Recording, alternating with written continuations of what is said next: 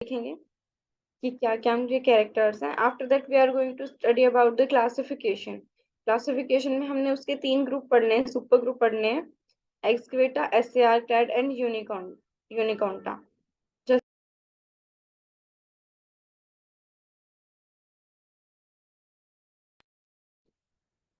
ठीक है, तो इसमें हम क्लासिफिकेशन पढ़ेंगे जिसमें 3 सुपर ग्रुप हैं, Excavata, SAR clade and Unikonta. Okay, after that we are going to study about the structural organization and function, कि ये सारे जो ग्रुप्स हैं इनके अंदर जो भी ऑर्गेनिज्म इंक्लूडेड हैं उनमें उनका किस तरह से उनके जो ऑर्गेन्स हैं वो कैसे स्ट्रक्चर में है, कहाँ पे उनको एडजस्ट करा गया है उनकी बॉडी में, एंड अदर देन उनके फंक्शंस क्या क्या काम कर रहे हैं वो बॉडी के अंदर। ठीक है, जिसमें हम पढ़ेंगे सबसे पहले बॉडी फॉर्म्स कि किस तरह से वो एडजस्टेड है organs. After that we are going to study about the nutrition, osmoregulation and excretion किस तरह से होता है, रेस्पिरेशन कैसे होता है, मैकेनिज्म फॉर रिस्पॉन्स, कोई भी उन्हें स्टिमुलाई मिलती है तो वो किस तरह से उसको रिस्पॉन्स करते हैं। फिर हम उसमें रिप्रोडक्शन देखेंगे कि कितने टाइप के रिप्रोडक्शन है, वो कौन सा वाला परफॉर्म कर रहे हैं। ठीक है, then locomotion in the protozoans, कि उसके बाद जो प्रोटोजोन्स के अंदर मूवमेंट होती है वो किस तरह से होती है, कौन से स्ट्रक्चर इन्वॉल्व होते हैं, जैसे कि structure and functions of cilia and flagella. ठीक है, तो इसमें 2 स्ट्रक्चर्स होते हैं, सीलिया एंड फ्लैजिला। तो इन दोनों का स्ट्रक्चर कैसा है, ये किस तरह से फंक्शन परफॉर्म करते हैं, कौन से फंक्शन परफॉर्म करते हैं। ठीक है, एक और जो लोकोमोटरी स्ट्रक्चर होता है दैट इज स्यूडोपोडिया, इसका भी हम स्ट्रक्चर एंड फंक्शन देखेंगे इस यूनिट में। तो पहले हम देख लेते हैं इंट्रोडक्शन। इंट्रोडक्शन में देखो सबसे पहली बात क्या है कि अर्थ पे कभी ना कभी तो कुछ अपीयर हुआ होगा ना, जिससे लाइफ की स्टार्टिंग हुई होगी, क्योंकि पहले बहुत पहले से हम ये सुनते आ रहे हैं कि अर्थ क्या थी, अर्थ एक आग का गोला थी। ठीक है, लेकिन उस पे मतलब इतना ज्यादा टेम्परेचर था स्टार्टिंग में, जैसे ही अर्थ जो ब्रेक डाउन हुआ था, मतलब कि कुछ टूटा था, छोटे छोटे टुकड़ों में टूट गया, अर्थ बन गई। ठीक है, ऐसे कुछ थ्योरी होती है जिसमें पता चला कि अर्थ उस टाइम पे बहुत ज्यादा ही गर्म थी, ना उस पे वाटर था, ना उस पे ऑक्सीजन, कुछ भी नहीं था। ठीक है, तो अर्थ पे जो लाइफ थी वो अपीयर हुई थी 3.8 टू 4.5 बिलियंस। ठीक है, इतने बिलियंस ईयर पहले जो लाइफ थी वो अपीयर हुई थी। और उस टाइम पे जो सबसे पहले जो चीज अपीयर हुई थी जिससे ये पता चला था लाइफ एग्जिस्ट है, ठीक है, वो थी प्रोकैरियोटिक बैक्टीरिया लाइक ऑर्गेनिजम्स थे।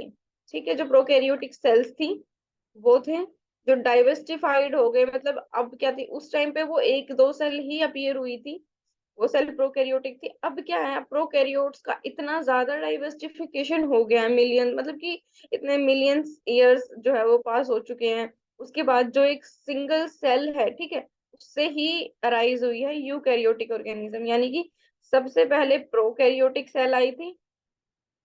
ठीक है, प्रोकैरियोटिक सेल से अब क्या है, अब जो इतना सारा इवोल्यूशन हो गया है, एंडोसिम्बायोसिस, यहाँ पे एक वर्ड यूज किया गया है, एंडोसिम्बायोसिस।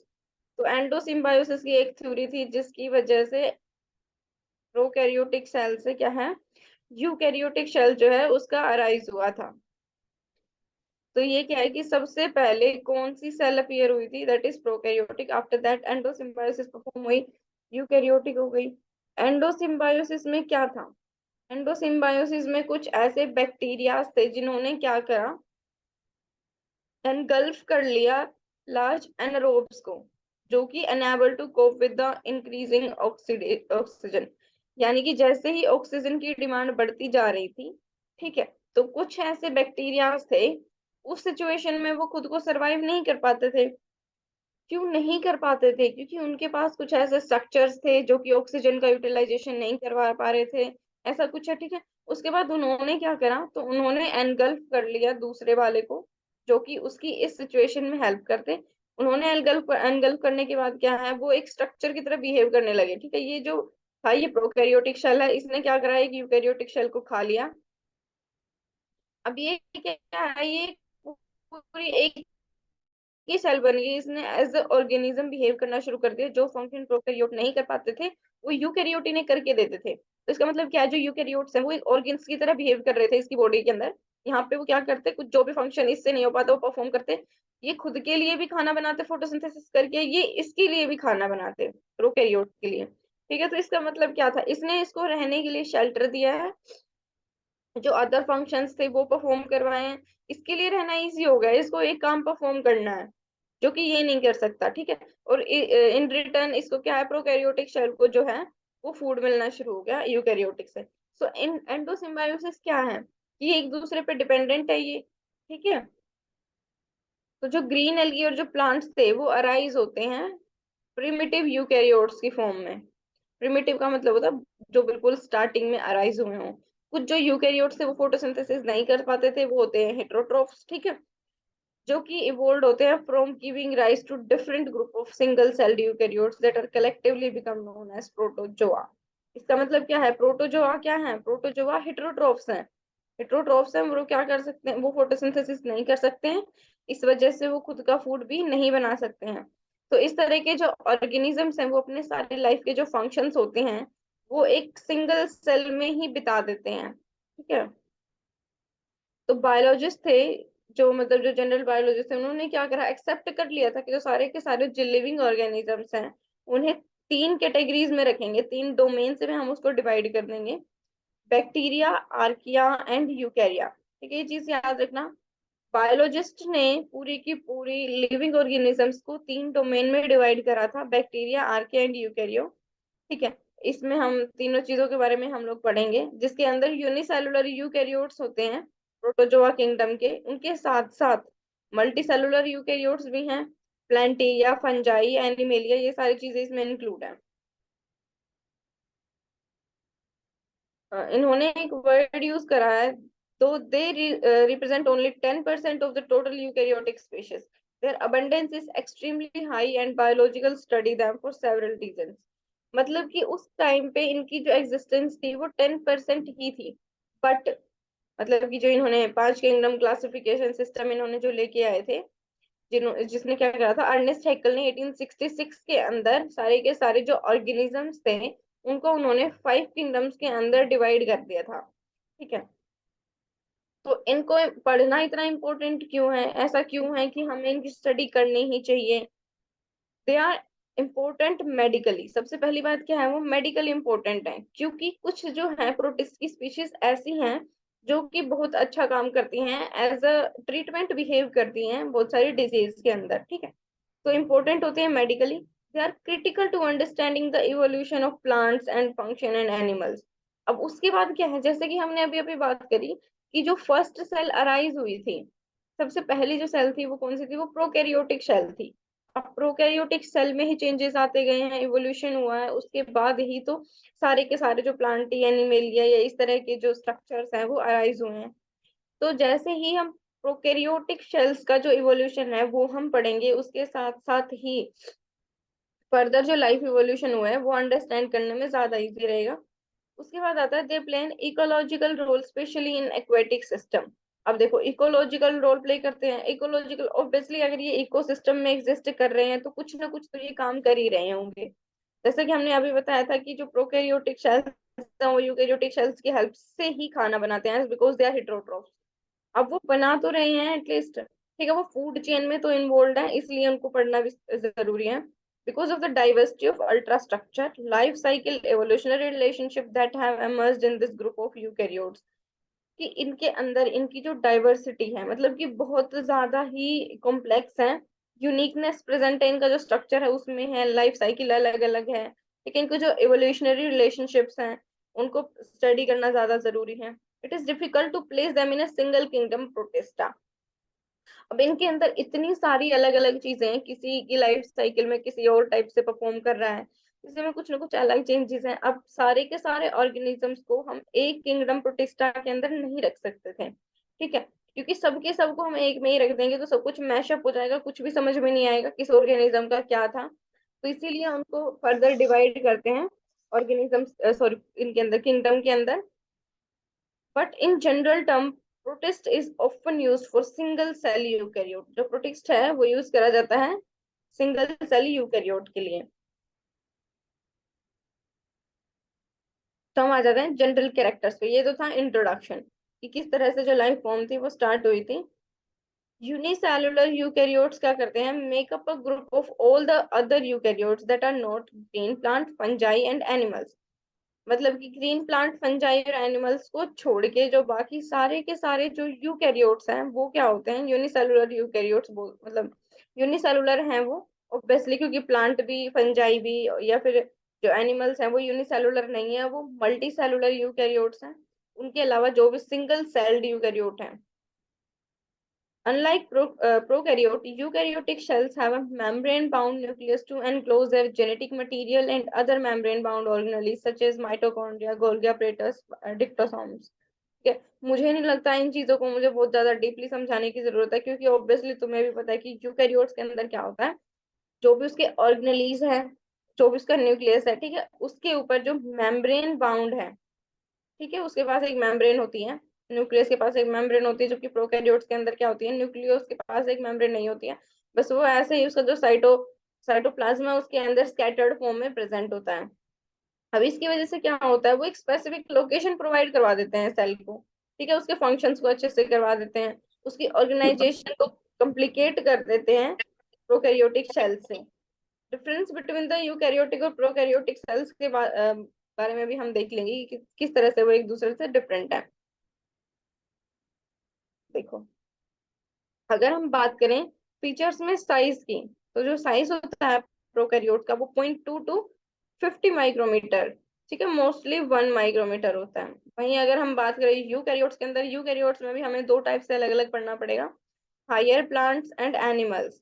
ठीक है, हायर प्लांट्स के अंदर क्या है, 30 to 50 माइक्रोमीटर। एनिमल्स के अंदर 10 माइक्रोमीटर to 20 माइक्रोमीटर, मोस्टली की 10 माइक्रोमीटर ही होती है। ये इसके साइजेस हैं। After that cell wall, cell wall जो होती है प्रोकैरियोट्स के अंदर यूजुअली नॉन सेलुलोजिक होती है, मेड अप ऑफ होती है पेप्टाइड और ग्लाइकन्स की। अगर हम हायर प्लांट्स के अंदर बात करें तो क्या होती है, सेलुलोजिक होती है, क्योंकि इसके अंदर सेलुलोज प्रेजेंट होता है प्लांट्स के अंदर। एनिमल्स के अंदर सेलुलोज एब्सेंट होता है, ठीक है। इसमें अगर हम बात करें एंडो मेम्ब्रेन्स की, तो इसमें एब्सेंट होती हैं, इसमें प्रेजेंट होती हैं, इसमें भी प्रेजेंट होती हैं यूकैरियोट्स में। न्यूक्लियर मेम्ब्रेन जो है वो प्रोकैरियोट्स में अभी अभी हमने बात करी थी कि वो एब्सेंट होती है, जबकि यूकैरियोट्स के अंदर जो उसके न्यूक्लियस है, उसके जो अदर ऑर्गन्स हैं वो सारे के सारे मेम्ब्रेन बाउंड होते हैं। ठीक है, अगर हम बात करें क्रोमोसोम्स की, तो सिंगल इसके अंदर जो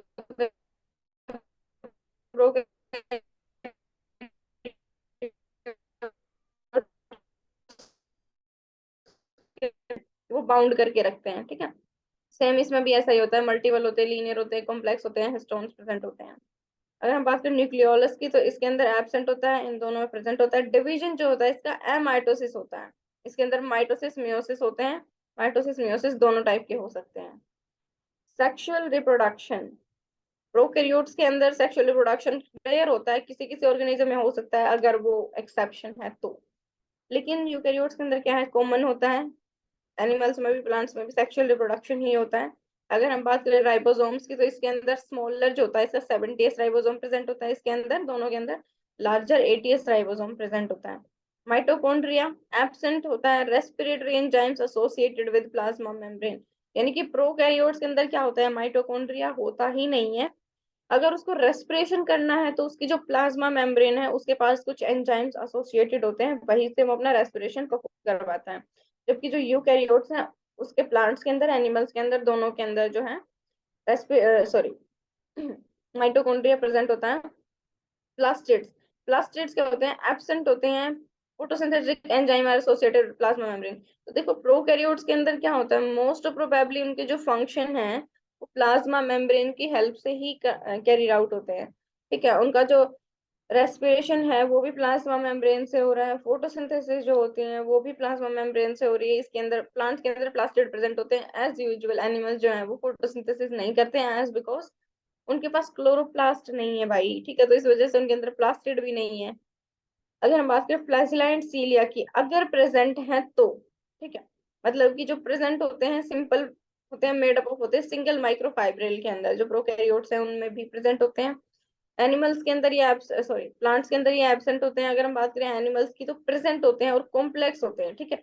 9 पेरिफेरल्स 2 सेंट्रल माइक्रोफिलाई, हम इसे पैटर्न में पढ़ लेंगे, 9+2 पैटर्न जो है इसका प्रेजेंट होता है एनिमल्स के अंदर। Endo and exocytosis, endo exocytosis क्या है, इसके अंदर एब्सेंट होती है प्रोकैरियोट्स के अंदर। प्लांट्स में भी एब्सेंट होती है, एनिमल्स के अंदर प्रेजेंट होती है। ठीक है, अब हम आगे जो स्टडी करेंगे वो हम स्टडी करेंगे Excavata, SAR clade and Unikonta. जो तीन सेक्शन जो हमने डिवाइड करे थे सुपर ग्रुप्स के under, that is Excavata, SAR clade and Unikonta, जिसके अंदर एनिमल लाइक जो प्रोटिस्ट हैं वो प्रोटोजोन्स हैं, उनके बारे में हम पढ़ेंगे। सबसे पहली बात देखते हैं क्लासिफिकेशन। ठीक है, ट्रेडिशनली जो प्रोटोजोन्स होते हैं वो क्लासिफाइड होते हैं एज फ्लैजिलेट्स। फ्लैजिलेट से मतलब तुम्हें समझ में आ जाना चाहिए कि उनके पास फ्लैजिला प्रेजेंट है, अमीबा, प्रोस्पोरोजोन, सीलिएट, सीलिएट्स में भी सीलिया होते हैं। तो ये जो ऑर्गेनिजम्स हैं इन्हें प्रोटोजोन्स के अंदर इंक्लूड करा जाता है, जबकि बहुत सारा टाइम हो गया, ये नियरली पास्ट 30 ईयर्स, जो मोलिकुलर फाइलोजेनेटिक स्टडी है उन्होंने एक्सटेंसिवली लीड करा था modification traditional classification scheme sorry. देखो, अभी तक जो है वो ट्रेडिशनल भी आ चुकी है, मॉडर्न क्लासिफिकेशन स्कीम भी आ चुकी है। ठीक है, तो इनको क्लासिफाई करने की कोशिश साइंटिस्ट ने बार बार ही करी है, जब तक सारी की सारी चीजें एडजस्ट नहीं हो गई हैं। मतलब कि एक बहुत बड़ा ऑर्गेनिज्म सिस्टम है, उसको हमने कुछ ही टर्म्स के अंदर डिवाइड करना है, सो दैट हमारी स्टडी हमारे लिए इजी हो जाए। हमें ये ना ढूंढना पड़े इस ऑर्गेनिज्म के ये कैरेक्टर उस वाले से मिलते थे। ठीक है, तो अब इन दोनों को कौन से में रखें, इससे अच्छा क्या है, एक सारे के कैरेक्टर्स इन्होंने क्या करा, मैच करवाए। ठीक है, इसके इससे मिलते हैं, इसको भी इस वाले में रख दो, इसको इससे मिलते हैं, इसको इस वाले में रख दो। ठीक है, तो इस तरह से हमें सीधा कंटिन्यू पता चल जाए कि ये वाले ऑर्गेनिजम्स इस किंगडम के हैं, ये वाले ऑर्गेनिजम्स इस किंगडम के हैं। ठीक है, जो नेम थे बहुत सारे प्रोटिस्ट के ग्रुप्स के, जेनेरा के, वो चेंज हो गए, बार बार चेंज होते रहे हैं, क्योंकि जब तक ये डिसाइड नहीं हो गया कि एग्जैक्टली व्हाट दे आर, कौन से उनके फंक्शन किस किस से मैच होते हैं, तब तक चेंज होते रहे हैं। ठीक है, तो उसके बाद साइंटिस्ट जो थे वो काम कर रहे थे प्रोटिस्ट के ऊपर कि जो ऑर्गेनिजम्स होते हैं उन्हें पोलीफाइलेटिक कहा गया। ठीक है, पोलीफाइलेटिक का मतलब क्या होता है, प्रोटेस्ट का जो ग्रुप है वो अराइज हुआ है बहुत सारे अलग अलग एंसेस्टर्स से, इसीलिए इन्हें can not be placed in one single kingdom protozoa, that is the polyphyletic, यानी कि अलग अलग एंसेस्टर्स से जो हैं वो हुए हैं और ओरिजिन हुआ है उनका, इसकी वजह से उनके कैरेक्टर जो है वो अलग अलग है, बट वो सारे के सारे हैं तो प्रोटिस्टा ही। इसीलिए उन्हें क्या है, हम किसी एक सिंपल उसके अंदर हम उन्हें नहीं रख सकते हैं किंगडम के अंदर। अभी जो क्लासिफिकेशन स्कीम थी सबसे पहले जो थी given by International Society of Protistologists. ठीक है, 2005 के अंदर ये दी गई थी। किसने दी थी, International Society of Protistologists. would not apply both the international code of botanical nomenclature and the international code of zoological nomenclature, क्योंकि अब इन्होंने ये जो इंटरनेशनल स्कीम दी थी, ये बोटेनिकल और जो जूलॉजिकल नोमेनक्लेचर थे इन दोनों को यूज नहीं कर सकते थे, क्योंकि वो अलग अलग नॉर्म्स थे। ठीक है, तो उन्होंने क्या काम करा, उन्होंने एक क्लासिफिकेशन सिस्टम बनाया जिसमें उन्होंने नेमलेस रैंक रख दी, मतलब कि उन्होंने उनका कुछ अभी नाम रखा ही नहीं, सीधा कुछ भी रैंडम रख दिया, ये ग्रुप 1 है, ग्रुप 2 है, ग्रुप 3 है। ठीक है, ऐसा करके रख दिया उन्होंने, पर्टिकुलर उन्हें कोई नाम नहीं दिया था। जब तक कि क्लासिफिकेशन सिस्टम डिवीजन, मतलब कि उसको फाइलम के अंदर डिवाइड नहीं कर दिया गया, क्लास के अंदर, ऑर्डर के अंदर, तब तक डिवाइड नहीं कर रहा था, सिर्फ उन्होंने एक नेमलेस रैंक यूज करी थी। उसके बाद ऐसा क्यों रखा उन्होंने, क्योंकि अभी तक सारे के सारे जो ऑर्गेनिजम्स थे वो हम डिसाइड नहीं कर पाए थे कि इन्हें कौन से किंगडम के अंडर हमें रखना है, कौन से फाइलम के अंडर हमें रखना है। ठीक है, तो जैसे जैसे ही हमें पता चलता जाएगा उसके बाद हम क्लासिफिकेशन के अंदर मॉडिफिकेशन करते जा सकते हैं, it will be easy for us, that's why they did so. तो अब इसके अंदर हम शुरू कर लेते हैं जो हमारे तीन सुपर ग्रुप्स हैं, Excavata, SAR clade and Unikonta. Starting with the super group Excavata. Excavata के अंदर क्या होता है, जो सारे के सारे जो मेंबर्स होते हैं उनके पास सिमिलर साइटोस्केलेटल फीचर्स होते हैं। ठीक है, उनका जो स्केलेटल फीचर्स है कि किसका पैर कहाँ है, किसका हाथ कहाँ है, कौन सी जो उनकी बोन है कौन सी है, ठीक है, सारे के सारे जो उनके फंक्शंस हैं वो एक्सक्वेटा के अंदर सारे के सारे सिमिलर होते हैं। उनके अंदर कुछ होते हैं जो यूनिसेलुलर स्पीशीज होती हैं, वो फॉर्म करती हैं इस ग्रुप को, have a distinguishing morphological features that is excavated feeding group found on one side of the cell। मतलब कि इसके अंदर कुछ ऐसे ऑर्गेनिजम्स होते हैं जिनका जो मॉर्फोलॉजिकल फीचर है वो दूसरे वालों से थोड़ा सा अलग होता है। ठीक है, जिसके अंदर इसने बताया है कि जो उनकी जो फीडिंग ग्रुप होती है जहां से वो फूड लेते हैं वो वन साइड पाई जाती है बॉडी के, मतलब सेल की एक साइड होती है। इसके अंदर photosynthetic, parasitic, heterotrophic, symbiotic Texas include होते हैं। ठीक है, जो ये वाले जो ऑर्गेनिजम्स हैं एक्सक्वेटा के अंदर हमें इंक्लूड करते हैं। Mitochondria may be reduced or modified in some groups, have flagella in some that differ from other organisms. ठीक है, जो फ्लैजिला होते हैं इन ऑर्गेनिजम्स के अंदर वो डिफरेंशिएट करते हैं इनको दूसरे ऑर्गेनिज्म से। अब इनको जो है हम फर्दर डिवाइड करते हैं, सुपर ग्रुप्स को हम आगे डिवाइड करते हैं। जो पहला वाला है फाइलम डिप्लोमोंटा, पहले हमने एग्स्क्वेटा देखा है, ठीक है। अब एग्स्क्वेटा को हमने और डिवाइड कर दिया, पहला वाला है डिप्लोमोंटा। अब डिप्लोमोंटा के अंदर क्या होता है, characteristically they all have reduced mitochondria known as mitosomes. जो डिप्लोमोंटा होते हैं वो क्या होते हैं, उनके पास जो माइटोकॉन्ड्रिया होता है वो रिड्यूस्ड होता है, they can not use oxygen, hence these cells are found in anaerobic environment. अब इनके पास माइटोकॉन्ड्रिया रिड्यूस्ड है, ठीक है। ऑब्वियसली माइटोकॉन्ड्रिया हमें किस लिए चाहिए, for respiration, for ATP generation. अब अगर इनके पास माइटोकॉन्ड्रिया ही इनका सही नहीं है, फंक्शनल नहीं है, तो ये ऑक्सीजन लेके करेंगे क्या उसका, क्योंकि इनके पास उसका जो ऑर्गन होना चाहिए वो तो है ही नहीं, ठीक है। तो इसलिए जो डिप्लोमोन्टा होते हैं वो एनारोबिकल एनवायरनमेंट्स के अंदर प्रेजेंट होते हैं, मतलब जहाँ पे ऑक्सीजन प्रेजेंट नहीं होती है। दे आर कमेंसल्स और पैरासिटिक इंक्लूड करते हैं इन्फ्लेमस ग्राडिया इंटेस्टाइनलिसिस, एंड जो इन्फेक्ट करता है मैमल्स को इंक्लूड करते हैं human cause diarrhoea, abdominal pain, cramps. तो ये एक जो इन्होंने नाम दिया है ग्राइडिया इंटेस्टाइनालिसिस, ये क्या करता है, ह्यूमंस को, मैमल्स को, इनको इन्फेक्ट करता है, जिसकी वजह से ये डायरिया करवा देता है, मतलब कि डायरिया जो डिजीज है वो कोज कर देता है, या एब्डोमिनल क्रैम्प्स कोज करता है, ठीक है। जो डिप्लोमिनाइड होता है स्ट्रक्चर की अगर हम इसकी बात करें तो इसके अंदर दो न्यूक्लियाई, दो सिमिलर न्यूक्लियाई प्रेजेंट होते हैं, चार फ्लैजिला एसोसिएटेड होते हैं हर एक न्यूक्लियस के साथ, दो न्यूक्लियस हैं, हर एक न्यूक्लियस के साथ चार एसोसिएटेड है, मतलब कि इसके पास टोटली 8 फ्लैजिला प्रेजेंट होते हैं, ठीक है।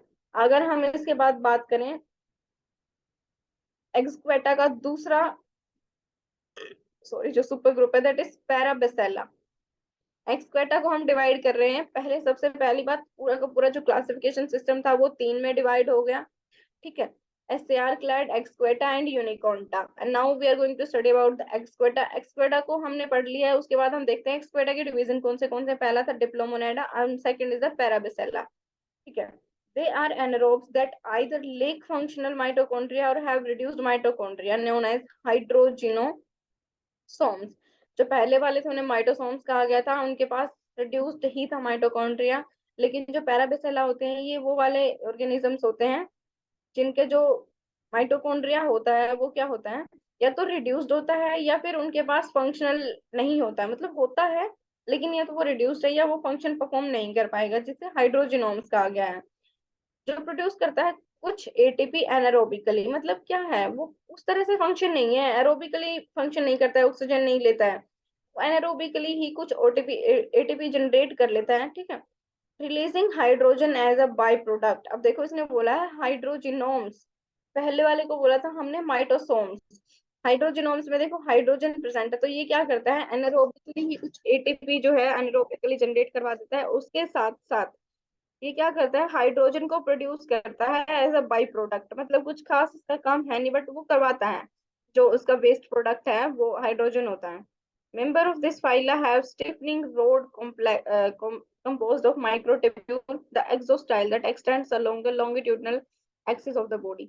मतलब कि जो longitudinal axis होती है बॉडी की उसके अराइजन के पास एक एक्सोस्टाइल प्रेजेंट होता है। अब वो एक्सोस्टाइल क्या होता है, वो स्टिफन्ड रोड के टाइप में होता है, ठीक है, एक रोड लाइक स्ट्रक्चर होता है एक्सोस्टाइल, जो कि पूरी बॉडी के अंदर लॉन्गिट्यूडनल सेक्शन के अंदर प्रेजेंट होता है, ठीक है। उसके बाद उनका जो मॉडिफाइड रीजन होता है गोल्गी कॉम्प्लेक्स का, उसे पैराबेसेला बॉडी कहा जाता है। उसके पास एक सिंगल न्यूक्लियस होता है और कुछ फ्लैजिला होते हैं एसोसिएटेड विद इट। पैराबेसेला, सॉरी पैराबेसेला नहीं, डिप्लोमोनेडा के अंदर हमने क्लियर क्लियर बोल दिया था, इसके अंदर दो न्यूक्लियाई हैं, चार फ्लैजिला हैं एक एक न्यूक्लियाई के साथ अटैच्ड, लेकिन पैराबेसेला के अंदर ऐसा नहीं है। उसके पास क्या होता है, उसके पास एक सिंगल न्यूक्लियस है और उसके साथ कुछ फ्लैजिला एसोसिएटेड होते हैं, मतलब वो एक हो सकते हैं, दो हो सकते हैं, तीन हो सकते हैं, वी कांट से कि एग्जैक्टली कितने हैं। जो सारे के सारे जो पैरासाइट्स होते हैं, एग्जांपल जैसे कि ट्राइकोमोनास वेजिनेलिस, ट्राइकोमोनास वेजिनेलिस जो होता है वो एक सेक्सुअली ट्रांसमिटेड पैरासाइट है जो अफेक्ट करता है मेन एंड वुमेन दोनों को, ठीक है। इसकी कुछ और जो स्पीशीज एग्जांपल होती हैं जैसे कि ट्राइकोनिम्फा एंड मिक्सोट्राइका, जो लिव होते हैं गट के अंदर, termites and wood arcs in the mutualism relationship and produce enzyme that digest cellulose, ठीक है, मतलब कि वो सेलुलोज के डाइजेशन के लिए गट के अंदर प्रेजेंट होते हैं टर्मिट्स के अंदर, वो क्या करते हैं, वुड आर्क्स जो है वो प्लांट होते हैं, टर्मिट जो है वो ऑर्गेनिज्म है, उसकी गट में प्रेजेंट है। अब वो क्या करेंगे, जैसे ही वो अपने गट से वुड के ऊपर रिलीज करेगा तो वो सेलुलोज का डाइजेशन करवा देगा, जिसकी वजह से क्या है, दोनों को बेनिफिट हो रहा है। इसीलिए वो म्यूचुअल रिलेशनशिप में प्रेजेंट है। The insect host can not survive without these symbionts. अब जो इंसेक्ट होस्ट है वो एक दूसरे, मतलब कि जो प्लांट है वो भी सरवाइव नहीं कर पाता है और जो इंसेक्ट है वो भी सरवाइव नहीं कर पाता है इस सिम्बायोन्ट्स की वजह से। इसीलिए इन दोनों का इस तरह से म्यूचुअलिज्म में रहना ज्यादा इंपॉर्टेंट है। इसके अंदर देखो हमने एग्जांपल लिया है गिरार्डिया एंटिस्टाइलिस का, जो कि डिप्लोमोनेट्स के अंदर आता है, और ट्राइकोमोनास वेजाइनलिस का। इसके अंदर जो है देखो यहाँ पे जिसके दो न्यूक्लियस प्रेजेंट है, एक न्यूक्लियस यहाँ पे, एक न्यूक्लियस यहाँ पे है। इसके साथ यहाँ से देखो ये ऐसे फ्लैजिला अटैच्ड है, ये रहे। ठीक है, इसके अंदर इस तरह से एक न्यूक्लियस के साथ चार चार फ्लैजिलास अटैच्ड है।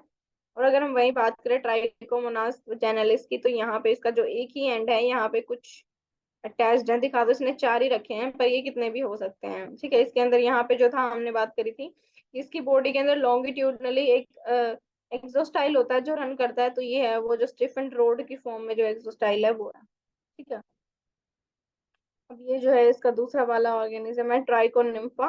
ठीक है, ट्राइकोनिम्फा जो है वो वुड ईटिंग टर्मिट्स होते हैं।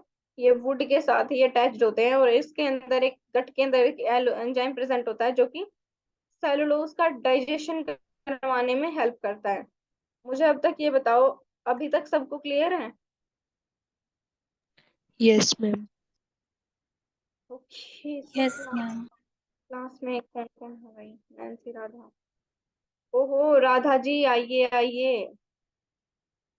क्या बात है, बहुत टाइम बाद दर्शन दिए आपने। Yes ma'am. कहाँ गायब थे, शाम को क्लास क्यों नहीं अटेंड कर रहे थे? मैम मैं यूट्यूब से बाद में देखती थी। अच्छा, मतलब आके लाइव आके बात बात करनी नहीं थी, पूछना नहीं था, है ना, हाल चाल अपने बताने नहीं थे, ऐसे ही छुप छुप के हम तो ऐसे ही पढ़ लेंगे। नो मैम, आप आती नहीं थी ना। अभी तो देखो कई दिन से चल रहा है, कम से कम भी शायद 10 दिन तो हो गए हैं। हाँ, तो फिर मैं यूट्यूब से देखती थी। बढ़िया बेटा, बढ़िया है। अब कहाँ कंटिन्यू गायब करो। हो गए थे मैम आप? ये क्या पूछ रही है? हाँ, चलता रहता है थोड़ा थोड़ा काम वाम, ठीक है। अब हाँ। काम करो कभी। ठीक है, कोमल क्या हाल चाल है आपके? यस हम अच्छे हैं, आप कैसे हो? मैं बढ़िया भाई, बिल्कुल। कुछ बच्चे थे जो बिल्कुल रेगुलर आ रहे थे और शाम की क्लास में मुझे बिल्कुल भी दिखाई नहीं दे रहे थे। अभी भी उन बच्चों में से मैं ताहिरा को ज्यादा ढूंढ रही हूँ कि वो लड़की कहाँ ही गायब है, क्योंकि अब तो टाइमिंग भी चेंज कर दी है कि चलो शाम की टाइमिंग लेट हो जाती है थोड़ी सी, तो सुबह रख देते हैं फर्स्ट ईयर वाले बच्चों के लिए। बट अभी भी वो लड़की गायब है, क्या हुआ, वो सो के नहीं उठ पाई है, क्या लगता है आप लोगों को? हो सकता है। So live it, okay. सो हम देखते हैं फाइलम यूग्लिनोजोआ। अब एक्सक्वेटा का ये क्या है, ये जो तीसरा जो फाइलम यूग्लिनोजोआ, इसके अंदर प्रेडेटरी हेटरोट्रॉफ्स होते हैं। ठीक है, ये प्रेडेटर्स होते हैं, फोटोसिंथेटिक ऑटोट्रॉफ्स होते हैं, मिक्सोट्रॉफ्स होते हैं, एंड पैरासाइटिस पैरासाइट्स प्रेजेंट होते हैं। ये सारे के सारे जो ऑर्गेनिजम्स है ये यूग्लिनोजोआ के अंडर आते हैं। मेंबर जो होते हैं इस फाइलम के अंदर, उनके पास लॉन्गिट्यूडनल माइक्रोट्यूब्यूल्स प्रेजेंट होते हैं जो सेल की मेम्ब्रेन के अंदर प्रेजेंट होते हैं। और ये जो लॉन्गिट्यूडनल माइक्रोट्यूब्यूल्स है ये क्या करवाते हैं, उसका जो पेलिकल है ना उसको स्टिफन करवा देते हैं, मतलब थोड़ा हार्ड करवा देते हैं। अब जो मेन डिस्टिंग्विश फीचर होता है वो प्रेजेंट होता है रोड का, या तो वो स्पाइरल होते हैं या क्रिस्टलाइन स्ट्रक्चर होते हैं इनसाइड, मतलब जो उसका फ्लैजिला है उसके अंदर। तो बेस्ट स्टडीड ग्रुप जो है, अब हम उसके बाद फर्दर मूव करते हैं, यूग्लिनोजोआ के भी दो अंडर ग्रुप हैं, दैट इज काइनेटोप्लेस्टा एंड ट्राइपेनोसोमेटिडिया। ठीक है, जो सब फाइलम है। अभी तक हमने देखा सुपर ग्रुप एक्सक्वेटा, मैं बार बार रिवाइज कर रही हूँ क्योंकि ये थोड़ा आगे क्लासिफिकेशन जब हम पढ़ते जा रहे हैं तो तुम्हें ध्यान होना चाहिए हम पढ़ क्या रहे हैं। पहले एक्सक्वेटा सुपर ग्रुप है। ठीक है, सुपर ग्रुप के बाद हमने तीन जो है वो फाइलम हमने देखे हैं, डिप्लोमोनेडा, पैराबेसेला एंड यूग्लिनोजोआ। ठीक है, ये तीनों हमने इसके देखे हैं। अब हम पढ़ रहे हैं यूग्लिनोजोआ के भी फर्दर दो है, काइनोप्लेसेटा एंड ट्राइपेनोसोमेटिडा। ठीक है, तो सब फाइलम है ये। इसके अंदर क्या होता है, एक सिंगल लार्ज माइटोकॉन्ड्रिया प्रेजेंट होता है जिसके अंदर डीएनए जो है वो मैस में प्रेजेंट होता है, मतलब ऐसे कैसे एंटेंगल्ड फॉर्म में प्रेजेंट होता है। ठीक है, इसके साथ जो बहुत सारे काइनेटोसोम्स या बेसल बॉडीज जो होते हैं अटैच्ड होते हैं फ्लैजिलम के साथ, और एक यूनिक ऑर्गेनेली बना लेते हैं काइनेटोप्लास्ट। ठीक है, इसीलिए काइनेटोप्लास्ट की वजह से ही इसे काइनेटोप्लास्टा जो नाम दिया गया है, क्योंकि इसके अंदर काइनेटोप्लास्ट प्रेजेंट होता है। और काइनेटोप्लास्ट क्या होता है, जो एक डीएनए का मैस है वो बेसल बॉडी के साथ अटैच्ड होता है। जो फ्लैजिलम की बेसल बॉडी है उसके साथ जो है डीएनए जो है एक मैस अटैच्ड होता है, उसे बोलते हैं काइनेटोप्लास्ट। अब जो सारे के सारे जो काइनेटोप्लास्टिड होते हैं वो क्या करते हैं, सिम्बायोसिस में लीव करते हैं दूसरे ऑर्गेनिजम्स के साथ जो पैथोजेनिक है उनके साथ। ये क्या करते हैं, सिम्बायोसिस बनाते हैं, एक दूसरे पर डिपेंड रहते हैं, ये उसका कुछ फायदा करते हैं, वो इसका कुछ फायदा करते हैं, इस तरह से ये अपनी जो लिविंग है वो कंटिन्यू करते हैं। ये इंक्लूड करते हैं कुछ स्पीशीज को जो फीड करती है प्रोकैरियोट्स के ऊपर फ्रेश वाटर में, मेराइन में, एंड मोस्टली जो एनवायरमेंट जो मॉइस्ट एनवायरमेंट प्रेजेंट होते हैं जहाँ पे भी वाटर लाइक सब्सटेंस प्रेजेंट है, तो वहां पे जो है ये काइनोप्लास्टा प्रेजेंट ही होते हैं। Some are the parasites in the plant and animals, कुछ ऑर्गेनिजम्स जो होते हैं इनके पैरासाइट की तरह भी बिहेव करते हैं एनिमल्स के अंदर भी, और मतलब जो प्लांट्स के अंदर भी। जो इसका सेकंड है ट्राइपेनोसोमेटिडिया। जो ट्राइपेनोसोमेटिडिया होता है वो क्या है, उसके अंदर दो, एक या उससे ज्यादा, मतलब एक या दो फ्लैजिला जो होते हैं उसकी एक पॉकेट होती है। ठीक है, मतलब एक सेल है उसके जो साइड में एक पॉकेट होती है जो कि पैरा एक्सियल रोड इसने बोला है। पैरा एक्सियल रोड के साथ पॉकेट में से जो है एक या दो फ्लैजिला निकलते हैं, जो सारे के सारे जो पैरासिटिक होते हैं। अगर एग्जाम्पल हम देखें Trypanosoma gambiense, gambiense sorry, that infect human और कोज करता है स्लीपिंग सिकनेस। ठीक है, स्लीपिंग सिकनेस कोज करता है, एक न्यूरोलॉजिकल डिजीज होती है जो कि इनवेरिएबली फेटल होती है इफ नॉट ट्रीटेड।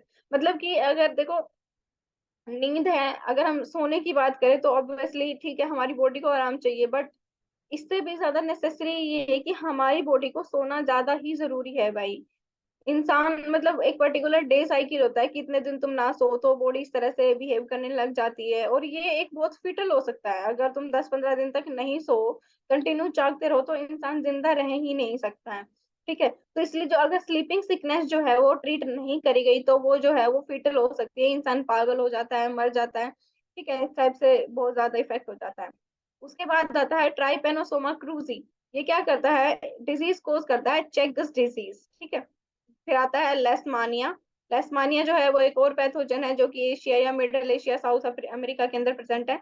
ये कोज करता है काला अजहर या फिर visceral leishmaniasis, which is widely distributed in eastern India. मतलब कि ईस्टर्न इंडिया के अंदर ये बहुत ज्यादा ही फैला हुआ है। अगर हम बात करें स्ट्रक्चर की तो देखो, सबसे पहला आता है ट्राइपेनोसोमिया गैम्बियंस। ये है ट्राइपेनोसोमा गैम्बियंस। इसके अंदर क्या है, पहली बात देखो यहाँ पे इसका काइनेटोप्लास्ट प्रेजेंट है यहाँ पे। आफ्टर दैट इसके अंदर माइटोकॉन्ड्रिया भी प्रेजेंट है, फ्लैजिला यहाँ से देखो, यहाँ से ये एक फ्लैजिला पॉकेट है, ये ये एक पॉकेट सी है जहां से ये फ्लैजिला निकल रहा है। ठीक है, न्यूक्लियस प्रेजेंट होता है, एंड ईआर प्रेजेंट होती हैं, ईआर बॉडीज प्रेजेंट होती हैं, ग्लाइकोसोम्स प्रेजेंट होते हैं, न्यूक्लियस होता है, एंडोसाइटिक वेसल्स प्रेजेंट होते हैं। ठीक है, तो जो ट्राइपेनोगैम्बियंस थे वो क्या कॉज कर रहे थे, स्लीपिंग सिकनेस। ठीक है, अब उसके बाद आते हैं ट्राइपेनोसोमिया गैम्बियंस के बाद लेस्मानिया, जो कि कोज करता है एक fatal disease kala azar. These are the small bodies are Leishmania, जिसके ऊपर जो है वो फ्लैजिलम प्रेजेंट है दो। After that subphylum Euglenida. ठीक है, यूग्लिनिडिया जो है हम इसको कल वाली क्लास में ले लेंगे ऑन द सेम टाइम। अभी मुझे ये बताओ, अभी तक किसी को कोई डाउट है यहाँ तक, ट्राइपेनोसोमेटिडिया तक अगर किसी को कोई समस्या है तो वो मुझे बताइए।